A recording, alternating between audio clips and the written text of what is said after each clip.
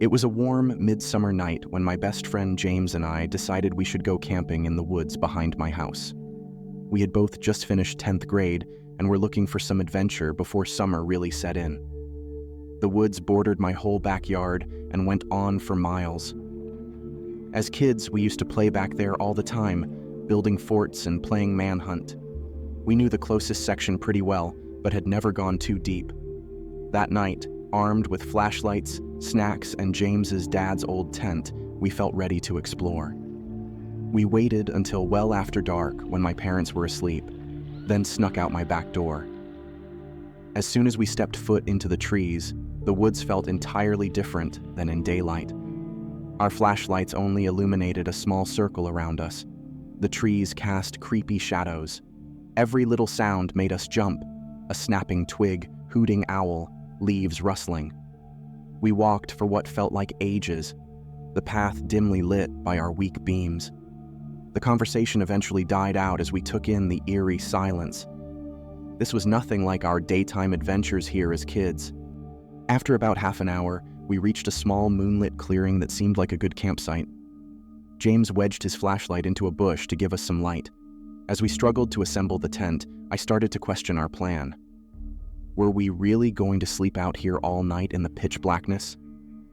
Somehow, we managed to get the tent upright without it collapsing.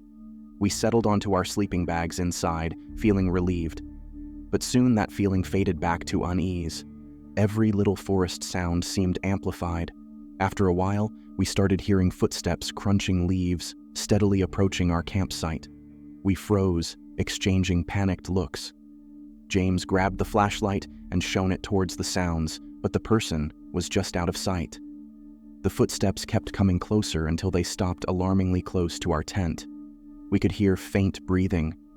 Then, after some agonizingly long moments, the steps retreated away. We waited another 10 minutes, terrified the person would return. Finally, we scrambled out of the tent and hiked home as quickly as possible, too freaked out to look back. We got back to my house just as the sky was beginning to lighten before sunrise.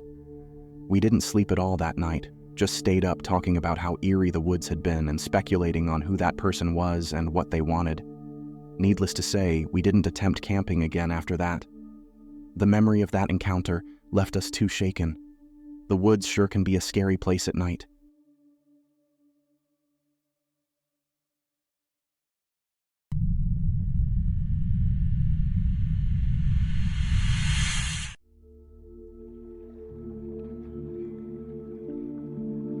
I had been planning my solo camping trip down by the river near my parents' house for months. It was going to be the perfect getaway. Just me, nature, and some much-needed solitude. The day finally arrived and I set off, backpack loaded, down a long-neglected trail. It was overgrown in many parts, but I pushed through the grasping branches and bushes. After hiking steadily for several hours, I arrived at the riverside as dusk settled. It was an ideal spot, hidden from view and with the gentle burble of water in the background. I quickly set up my tent as night fell. The darkness seemed to amplify the sounds of nature all around me. I got a small fire going, and its warm glow was comforting. As I sat poking the embers, I was startled by the sudden crunch of footsteps. A man emerged from the trees looking grubby and weathered. He ambled into my camp and introduced himself as John. He claimed there was a spot he often camped at just downriver. John seemed friendly enough at first as he made casual small talk. But something felt off. His smiles seemed forced and his eyes kept darting around. The whole encounter left me uneasy. After a few minutes, John wandered back into the shadows, saying he didn't want to disturb me further.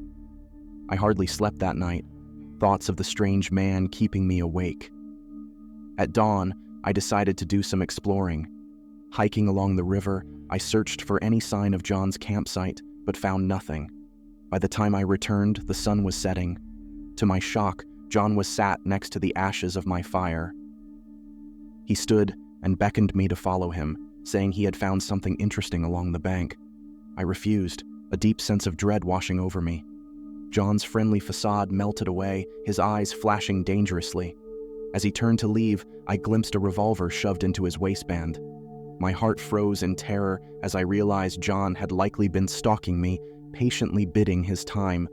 Moving fast, I packed up and fled into the night.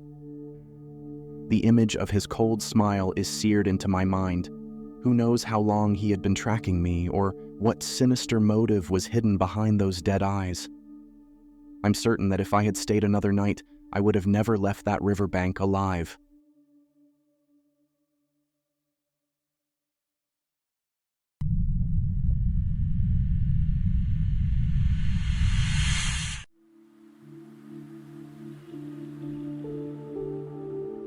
I'm an avid weekend warrior who loves seeking out new spots to camp far off the beaten path.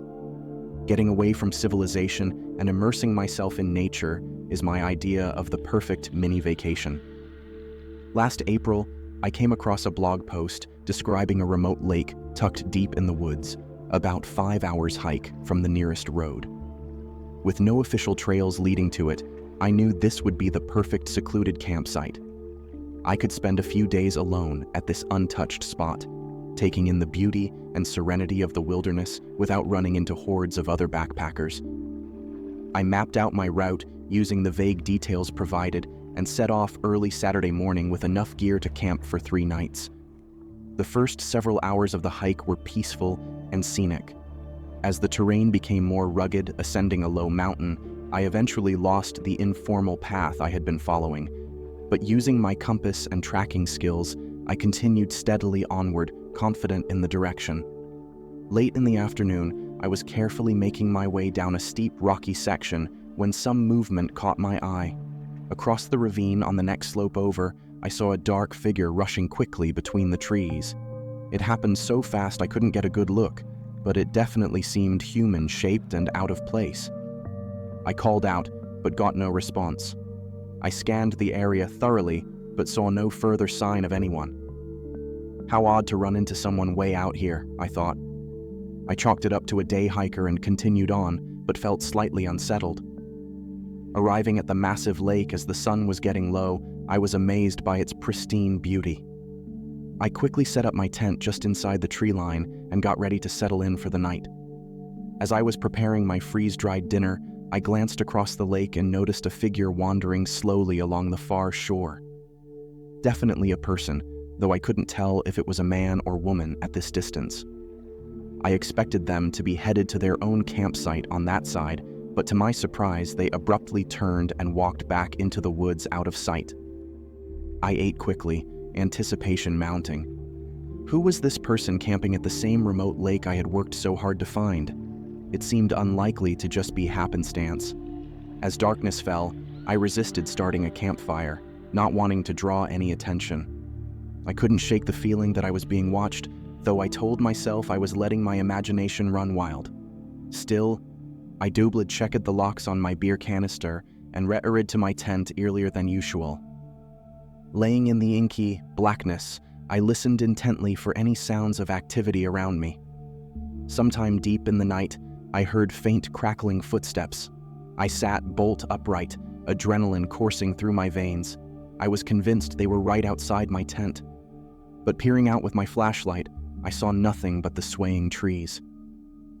Eventually, I dozed off out of pure exhaustion. I awoke just before dawn to the unmistakable crunch of footsteps right near my head. This was no animal.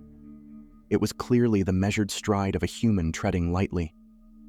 My blood turned to ice as I realized with horror that someone had crept up to my tent in the night. Had they been watching me sleep? Planning to harm me? I held my breath, praying they would just keep walking past. But the footsteps halted, and through the thin nylon I sensed someone standing silently next to me. Hardly daring to breathe, I waited paralyzed in fear. Why wouldn't they leave? Just when I thought I couldn't take it anymore, the footsteps slowly retreated away. As soon as daylight broke, I scrambled out of my tent, frantically scanning for any sign of the nighttime intruder. I saw nothing but untouched woods.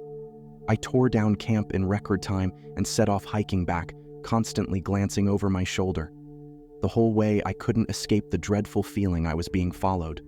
Though I never caught another glimpse of the stalker, I'll never know whether it was all in my head or if someone truly did come to my remote campsite in the night. But the memory still sends a chill down my spine. One thing's for sure, I won't be returning to that lake again anytime soon.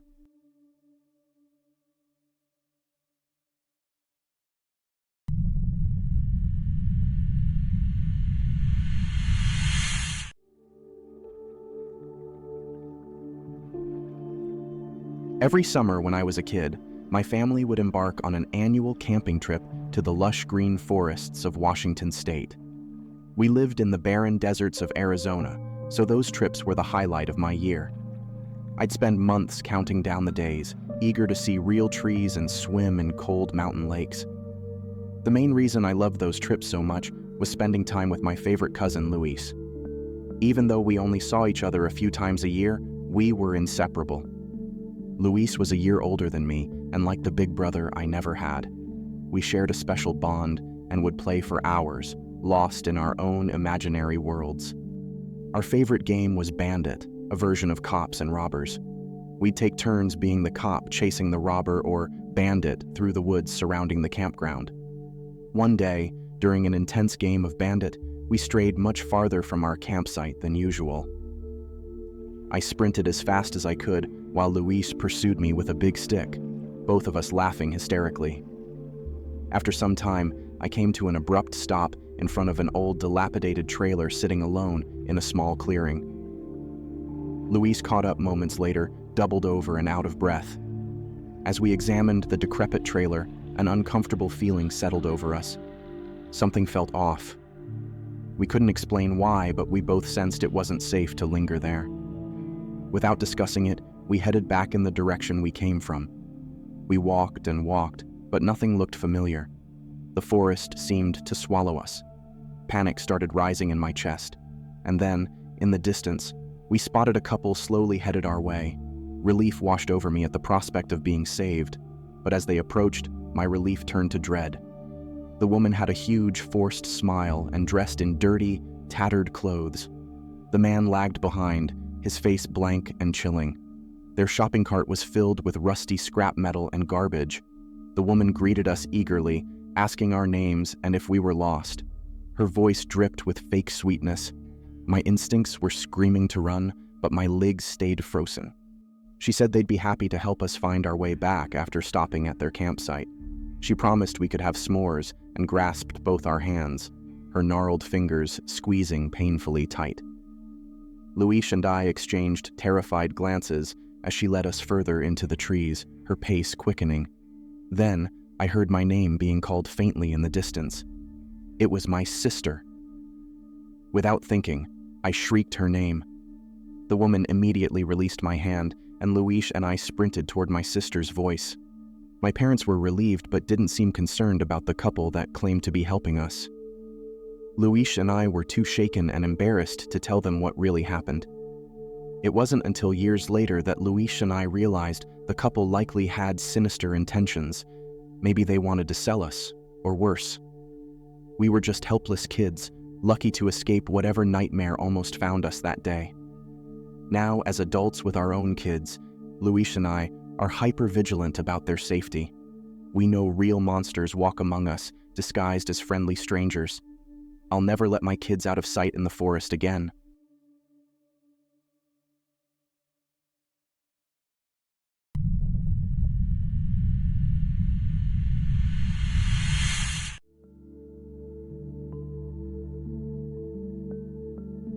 I'm a 29-year-old who lives in the Appalachian Mountains of West Virginia. I love exploring the trails and forests, going on multi-day backpacking trips. My best friend who lived nearby often joined me. In 2019, we had planned a week-long trek across the range to a remote lake at the top of the mountains. But just before, my friend had to cancel due to an emergency at work. I decided to go alone.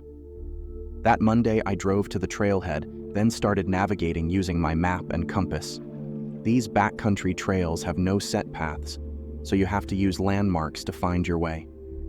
I spent 2 days hiking toward a distant rocky ridge. When night fell on the second day, I set up camp a few hours from the ridge. After pitching my tent and getting a fire going, I heated up some food. Around 8 p.m., I laid in my tent reading by flashlight. Through the fire's crackling, I suddenly heard a loud snap of a stick right behind my tent. I jerked up, thinking it could be a black bear attracted to my food, but I didn't hear anything else. I called out aggressively to scare any animals away. Still silence. It was very strange because the stick snap was so distinct. I stayed up searching around with my light, but saw nothing. I had trouble sleeping that night, focused on listening for any sounds. But somehow I managed to sleep through to morning. After packing up, I continued to the ridge, then started descending straight to the lake. I moved quickly, hoping to arrive before sunset. The lake was just as beautiful as I'd hoped, well worth the demanding hike. I set up camp along the tree line. As I sat by the fire, I kept hearing soft noises in the trees behind me, like footsteps. Of course, no one else could be out here. I would have seen their camp. But the sounds put me on edge. Around midnight, I crawled into my tent. Every few minutes, I'd hear distant footsteps again. Exhaustion finally overtook me. About an hour after falling asleep, I awoke to the unmistakable sound of someone running from my tent. I scrambled out with my flashlight, just catching a glimpse of a bare back receding into the darkness. My heart pounded as I relit the fire as quickly as possible. I sat watch all night, but saw nothing else. In the morning, I quickly snapped some photos before beginning the hike out. I had planned to stay another day, but no longer felt safe. Along the way, I noticed various small things missing from my pack: food, tools. To this day, I wonder if whoever was outside my tent had actually snuck inside and stolen from me as I slept. Just thinking about it makes me shiver.